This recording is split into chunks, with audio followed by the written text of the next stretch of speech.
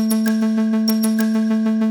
Lord, pull up in that 04, pedal to the metal, says she wanna hit the flow more. Shh, I've got a message for Trae Young. But first, today's video is sponsored by this new drink called Ginsation. This is great stuff, comes in different flavors. And the thing about Ginsation, you can read all about it at the bottom of this video. This stuff is good for your digestive system, all right? And speaking of tummy aches, right about now, I still think that your average New York Knicks fan, their digestive system is doing circles right about now, okay? And it goes beyond the fact that on Sunday, Game 1 of their first round playoff series against the Atlanta Hawks at Madison Square Garden right there in New York City, I mean, besides the fact they lost at the New York Knicks 107-105, they lost it because Trae Young was not intimidated by any of that stuff. All right, let's start. If you don't know, that can be a very noisy crowd at Madison Square Garden. And I'm trying to be kind. I've covered many games at Madison Square Garden, and I'll never will forget this time. The Atlanta Hawks, these same Atlanta Hawks, but only they were different Atlanta Hawks actually, back in the late 1990s when they had Mookie Blaylock and Dikembe Mutombo and Steve Smith, that crowd. They're playing a playoff game in New York. They have this lead, and they're like blowing it down the stretch. And I look up in the stands, and I see Jeff Greenfield. You know who Jeff Greenfield was or is?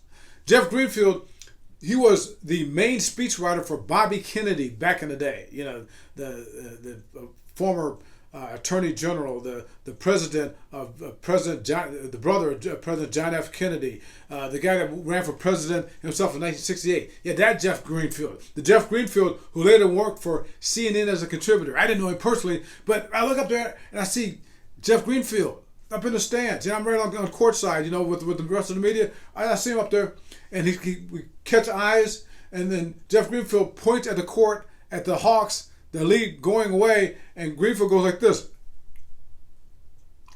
The dignified Jeff Greenfield, that's what we're talking about, New York Knicks fans. Anyway, so before the game, before this game 1 on Sunday, you had the Knicks fans, they started in the parking lot chanting, F you, Trae Young! F you, Trae Young! That continued from the parking lot before the opening tip, during the game. F you, Trae Young! And then we're talking about Franklin University, Trae Young. And there really is a Franklin University in Columbus, Ohio. It's been there since 1902. I'm not talking about Franklin University. They're talking about something else, all right? So the game goes on. It's a great game. You know, back and forth, back and forth, back and forth, back and forth. And then Trae Young, with the crowd chanting, F you, Trae Young. You know, he's going toward 32 points, 10 assists, 7 rebounds, only 2 turnovers against the toughest defense in the NBA. And then with 0.9 seconds to go, he hits this little floater in the lane for the game-winning shot. And then he turns around and goes, shh. And not only that, he started talking smack afterwards. He started talking about, you know, just going down the tunnel. It got real quiet in here. It got real quiet in here. It got real quiet in here. And he was like listening, and he's saying that they're still yelling. Okay, next one. Okay, that's what he was saying. All that. He said it even on television, national television. He said all that. I think it was. I mean, you know, you've been in the biggest stages. I mean, when you're, in the zone and everybody's chanting "F you." I don't know if any of y'all had that, but I've had it a couple times. I had it in college, and I had it again tonight. So, it got real quiet at the end. And for me, I wanted to hear those FU chants again. So, you know, it's sort of like back in the day, Alonzo Mourning. Remember that brawl back then in back 1998, Madison Square Garden, where Alonzo Mourning was fighting with various people, and it was just so comical that he ends up dragging Jeff Van Gundy, the New York Knicks coach, on his leg, you know, in the middle of all. You had that thing going on there. Yeah, Kobe. They couldn't stand Kobe. They couldn't stand, but Kobe just went nuts against him. Scored 61 points that one game. All right, remember that? Okay. The other thing about Kobe, Chris Childs, they got in that little back and forth where Kobe just elbows him in the chest and Chris Childs punches him in the face. I mean, this was pretty tough stuff. Michael Jordan, that was another one. I mean, that was a big thing, man. Michael Jordan, I mean, they didn't like it because Michael Jordan used to torch them.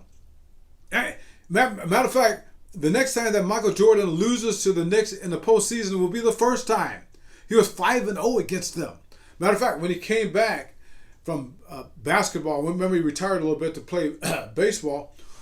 He came back 1994-1995 season, Madison Square Garden, 55 points. But you know where I'm going with this? You had the Knick killer, Reggie Miller, my guy. From 93 through 2000, the Indiana Pacers, I was an Indiana Pacers fan. Hey, I'm from Indiana, so what can I say? Indiana Pacers played them 6 times. I mean, these were like wars, and Reggie Miller was enemy number 1, and nothing explained that more, showed that more than Game 1 of the 1995 semifinals of the Eastern Conference, when Reggie Miller scored 8 points in like 8.9 seconds. And in the midst of it all, down at the end, right before he hits 2 game-winning free throws, he sees Spike Lee across the way and goes, "Ah!" Similar to what Jeff Greenfield did. So anyway, that's what they were trying to do to Trae Young.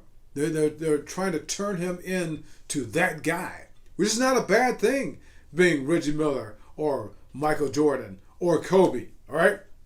But you know what? Trae, if you're going to be that guy, you got to be like Michael, you got to be like Reggie. You've got to finish the job.